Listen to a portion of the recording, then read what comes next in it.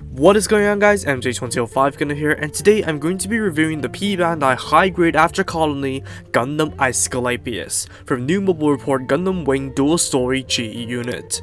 Named after the Roman god of medicine, it can fight adeptly in all environments in the hand of the Silver Crown thanks to the 2 combat modes and the PX system. Developed from the Gundam Geminass Unit 2, you get 14 runners, a wire, a sticker sheet, and a marking sheet.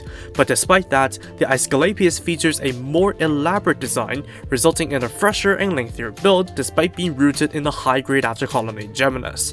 Additionally, the reoperation redesign also necessitated further part separation, which makes the build even more involved, especially when threading the wire into the shoulder segments. As a whole, it's a kit that is more aimed for the intermediate builders and beyond. Once assembled in the high-grade After Colony, Gundam Aesculapius is astounding to look at. Like I said before, this is a redesign for the G Unit's reoperation project, so this is not a manga-accurate design. That said, I really do like the extreme surface detail and added intimidation factor provided by the sharper and scalier armor, and the overall design is sleeker thanks to the smaller head and cheek pieces, slimmer torso, redesigned backpack, shoulder and leg armor with extra vented detail, and the additional purple and orange accents on the chest and the limbs respectively.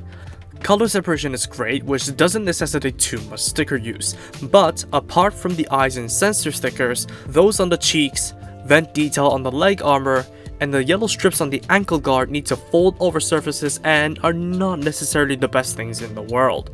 There are also massive seam lines on the shoulders and leg armor where channels could have been used instead.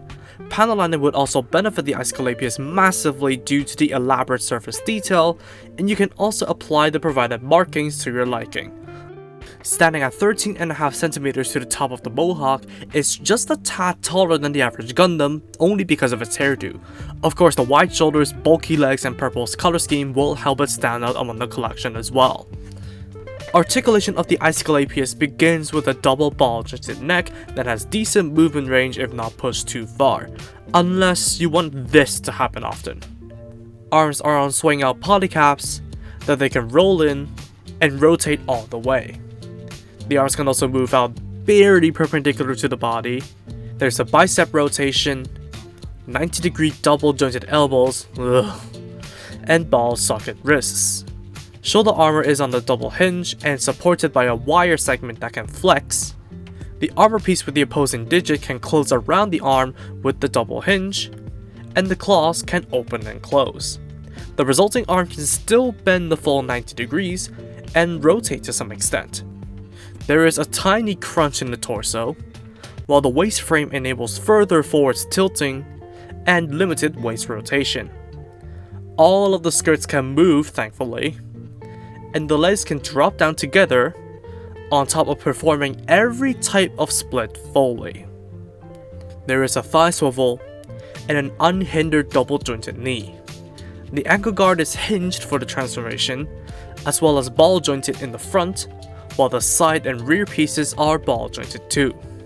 Ankles are hinged and ball jointed, which can move to a wide degree thanks to the joints in the armor, and the toes can point down.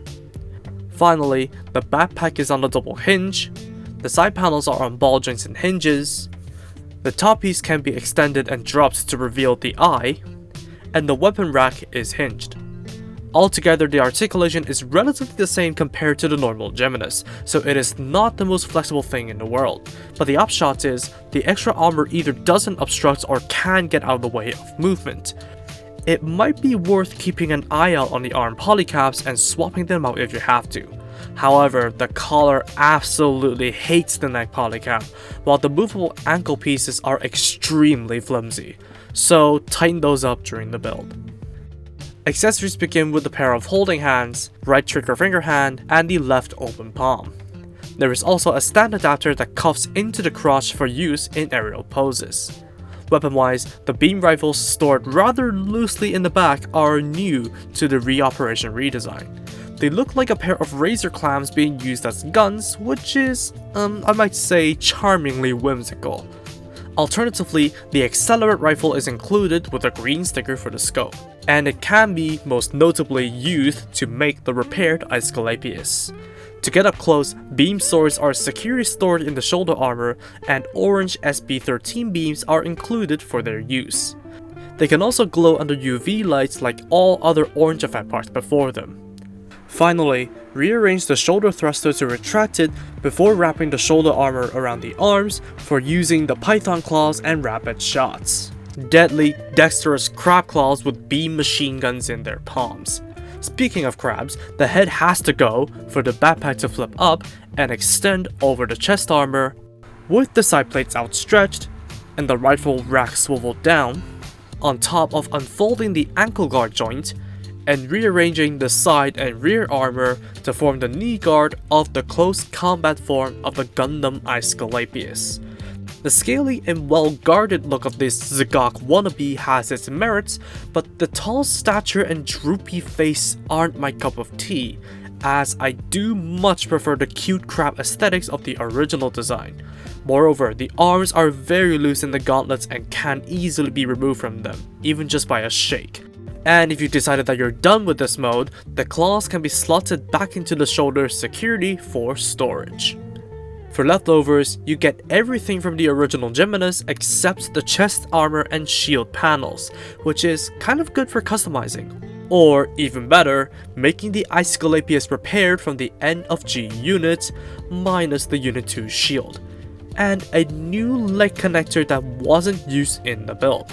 It's kind of odd that they would leave some pieces over on the plate labeled Gundam Aesculapius, but maybe it would come in handy for a potential Gundam Geminass.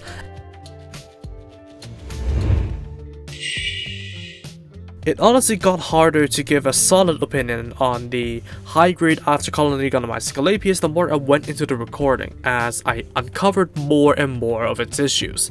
Don't get me wrong, this is a kit that looks awesome in a vacuum and offers a diverse feature set, even the ability to make the Aesculapius repaired, but when you consider that this is just a high-grade After Colony Gundam Geminass with an upgrade kit slapped into the package, the only good thing that thought does is rationalize the high recommended retail price, as it would just cost as much or even more to make a Geminass with an upgrade pack. And that's the thing. It's a Geminass. Everything bad about it remains here, while introducing more issues with the movable ankle pieces, weapon rack, and even the redundant thruster extending mechanic that Bandai either forgot about during its unveiling or shoehorned in right after. Granted, most of the issues can easily be fixed, especially with just a layer of top coats, but it is undeniable that most of them stem from the over-ambitious design specifically made for this project.